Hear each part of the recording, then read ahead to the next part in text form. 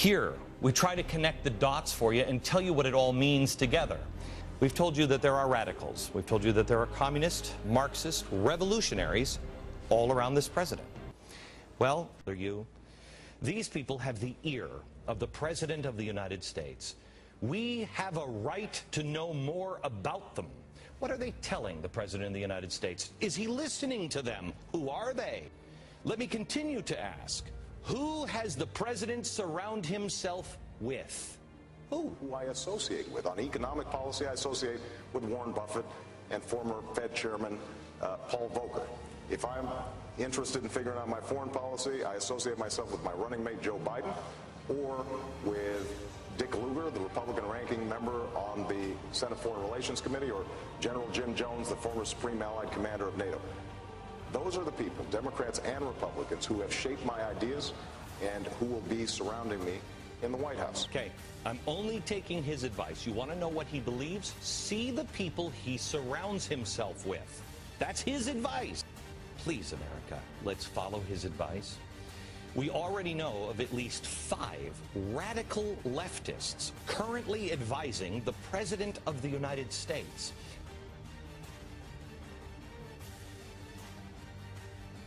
The first one we talked about was Van Jones, a self-proclaimed radical revolutionary communist. His words, not mine. A man who co-founded an organization whose own concluding documents, not ancient history, just a few years ago, said, quote, all of Storm's members developed a basic understanding of and commitment to revolutionary Marxist policies, with a particular emphasis on the historical experiences of third world communist movements. Gee, would that be anything like Hugo Chavez, Venezuela? Let me ask the White House this question. What kind of jobs does a communist create?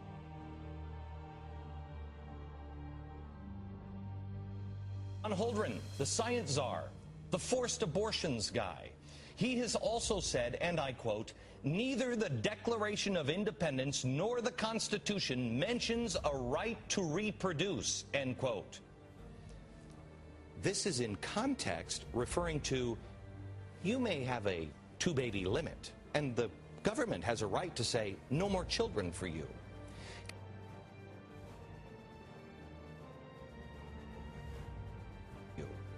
Cass Sunstein, another advisor to the president, the regulatory czar, proposed bans on hunting and eating meat. He has also proposed that your dog be allowed to have an attorney in court. And also a fairness doctrine for the internet, because it gets a little dicey out there. He has stepped away from the last one, but we'll talk about what the czars have in mind for a fairness doctrine tomorrow, joined by Rush Limbaugh.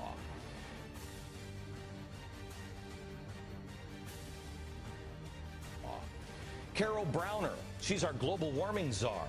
She was part of Socialist International. This is a group for global governance. Can we stop there? Are you for a global government? Are you for someone who is for a global government and a socialist having the ear of the President of the United States?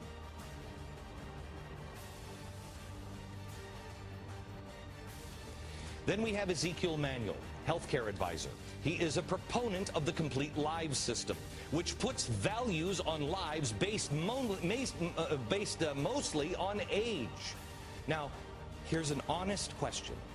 How many Marxist, communist, anti-capitalist do you have around you on a daily basis?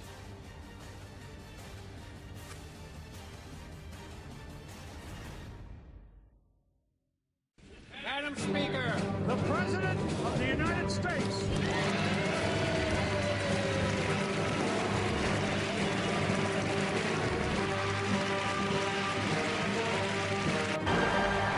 So this is how liberty dies.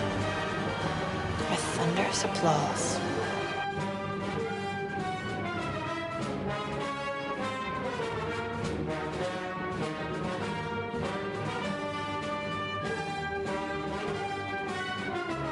I don't have to tell you things are bad. Everybody knows things are bad. It's a depression. Everybody's out of work or scared of losing their job. The dollar buys a nickel's worth. Banks are going bust. Shopkeepers keep a gun under the counter. Punks are running wild in the street. There's nobody anywhere who seems to know what to do, and there's no end to it. We know the air is unfit to breathe, and our food is unfit to eat.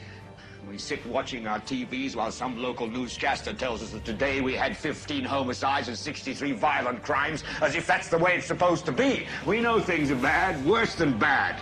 They're crazy. It's like everything everywhere is going crazy, so we don't go out anymore. We sit in the house, and slowly the world we're living in is getting smaller, and all we say is, please, at least leave us alone in our living room.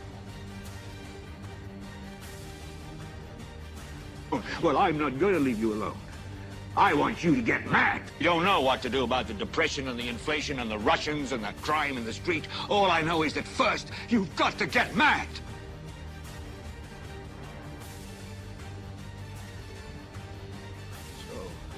I want you to get up now. I want all of you to get up out of your chairs.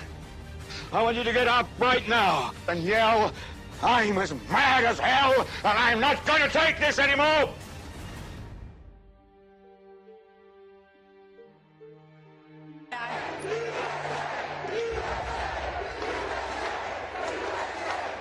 You referred to today as a spelling right now, but well, I think we know. You referred to this as a movement. What happens after today? Is this a one-time deal, or are we going to see more of this? Are Texans going to do more of she's talking to me. Back off. I don't think so, Greta. This is an opportunity for people to connect with each other and to see that they're not alone, and to see, oh my gosh, I didn't know you. Really? You believe in this too? And be able to connect with each other. You know, a lot of, don't get me wrong, but I think a lot of Americans, I know I am, we're slugs. And until you keep pushing us up against the wall and pushing up us against the wall and pushing against the wall, you know, we want to just sit back and relax and just watch American Idol or something. But I think now is the time that we're all like, oh crap, okay. And we get up. I don't think anybody's really ready to sit down yet.